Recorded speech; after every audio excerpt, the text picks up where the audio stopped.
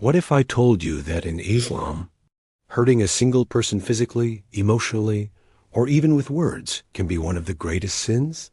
What if I told you that the value of one life equals the value of all of humanity? This isn't poetry. This is a direct teaching from the Qur'an. Today on Noble Footsteps, we uncover one of the most powerful ethical teachings in Islam, why human life is sacred, and why harming someone is never allowed. Stay until the end, because the final message is one every Muslim, and even non-Muslim, needs to hear. Welcome back to Noble Footsteps. If you're new here, we share real historical events and authentic teachings that reveal the beautiful moral foundations of Islam. If you find value in these stories, remember to subscribe, because we have new videos every week. Let's begin with one of the most extraordinary statements in the Qur'an. Allah says, "Whoever kills a soul, it is as if he has killed all of mankind. And whoever saves a soul, it is as if he has saved all of mankind." No culture, no philosophy, no law in the world has ever put it this clearly. The life of one innocent person equals the life of every human being. The verse doesn't say, the life of a believer, not the life of someone in your tribe, not the life of someone who agrees with you, just a soul.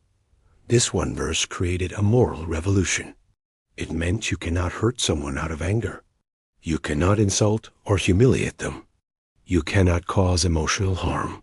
You cannot spread lies that damage someone's honor. You cannot take a life unjustly, no matter the reason. Islam didn't just discourage harm.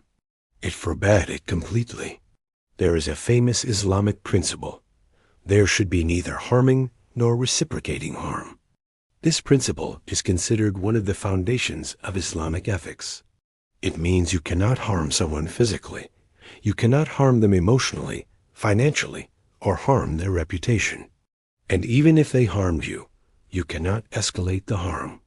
Islamic scholars explain that these few words govern every aspect of human behavior.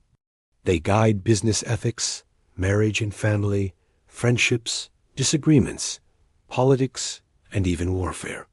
And this principle became a golden rule that Muslims carried into every generation. Let me take you 1,200 years back to the city of Baghdad. A well-known scholar from the Abbasid period, famous for his knowledge and wisdom, was once insulted publicly by a man in the marketplace. People expected him to respond harshly, even punish him. But instead, he turned to the man and said, "If what you say about me is true, may Allah forgive me. If what you say is false, may Allah forgive you." The marketplace fell silent. This was not weakness. This was strength rooted in Islamic ethics. This scholar understood something essential. Harming a person with your tongue can be worse than harming them with your hand, because wounds of the body heal. Wounds of the heart remain, sometimes for life. Islam established rules centuries ago to protect people from harm. You cannot backbite even if what you're saying is true. You cannot insult, threaten, or intimidate someone. You can't even scare someone or show a weapon in a joking way. Why? Because every human being carries dignity. Islam teaches that harming someone's dignity is like harming their life. This value transformed entire communities. Neighbor disputes became gentler. Business transactions became cleaner. Social bonds became stronger. Islam's protection of life goes beyond humans. It protects your life, your neighbor's life, your enemy's life, and even animal life. There is a powerful teaching about a woman who harmed a cat, trapping it and letting it starve. She did not kill a person. She did not attack a city. She did not spread corruption. Her sin? She caused unnecessary suffering to a living creature. This shows something extraordinary. If even an animal's suffering matters, then how sacred must human life be? Islam teaches that hurting someone can be so severe that even acts of worship cannot erase it.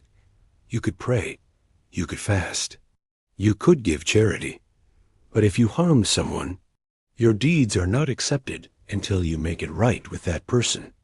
This teaching prevents bullying, abuse, oppression, mistreatment, humiliation, and emotional manipulation. Islam builds a society where mercy is the default. But Islam doesn't focus only on the sin of harming others. It teaches the beauty of saving others, stopping a fight, feeding someone in need, speaking up against injustice, giving emotional support, protecting someone from humiliation, offering a kind word. These small acts can become life-changing in the sight of Allah. Remember the verse, "Whoever saves a life, it is as if he saved all humanity." Saving one person from pain, saving one person from danger, saving one person from despair is equal to saving the world. In a world where anger spreads quickly, where insults come easily, where people hurt each other without thinking, Islam stands firmly with one timeless message. Do not harm anyone in body, heart, or honor. Every life is sacred. Imagine a world where everyone lived by this principle. Imagine a world where mercy was the foundation of every action. That is the world Islam teaches us to build. If this message touched your heart, help us spread it. Like the video, subscribe to Noble Footsteps, and share this lesson with someone who needs to hear it today. And tell us in the comments, which Islamic teaching about mercy inspires you most? Thank you for watching. Until next time, may peace and mercy be upon you.